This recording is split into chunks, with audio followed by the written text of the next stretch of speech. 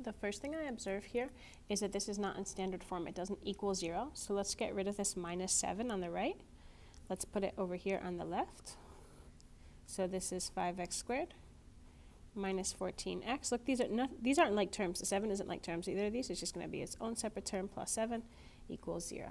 Okay, so now my a equals 5, my b equals negative 14, and my c equals 7. Okay, here we go. Opposite of b, plus or minus the square root. Okay, this is b squared minus 4 times a times c. So b squared minus 4 times a times c over 2a. All right, let's take this over here. So 14 squared, that's 196. Now this is negative 4 times 5, that's negative 20 times 7. That's negative 40, and then this becomes 56. Okay, so this all becomes the square root of 56. So I have x equals 14 plus or minus the square root of 56 over 2 times 5 is 10. Okay, now the square root of 56, can this be simplified?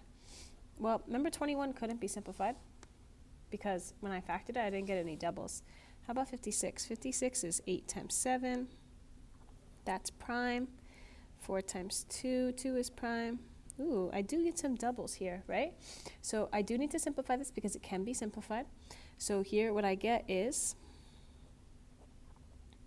this. I have a double 2, so that's going to become 2 root, and then these singles are going to multiply together. That becomes 2 root 14. So this becomes 14 plus or minus 2 root 14 over 10.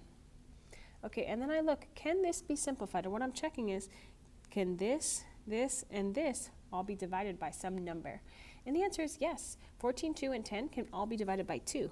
So I'm going to go ahead and I'm going to divide each of those pieces divided by 2. Notice I'm not dividing this by 2. Absolutely not. This is inside the square root sign. This isn't the number 14. This is the square root of 14. You know what it is? It's ugly. It's a non-repeating decimal, right? So we don't touch that.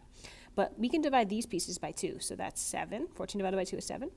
2 divided by 2 is 1. So we just don't write the 1 in front of this. We just write root 14. And then 10 divided by 2 is 5. And this is my answer.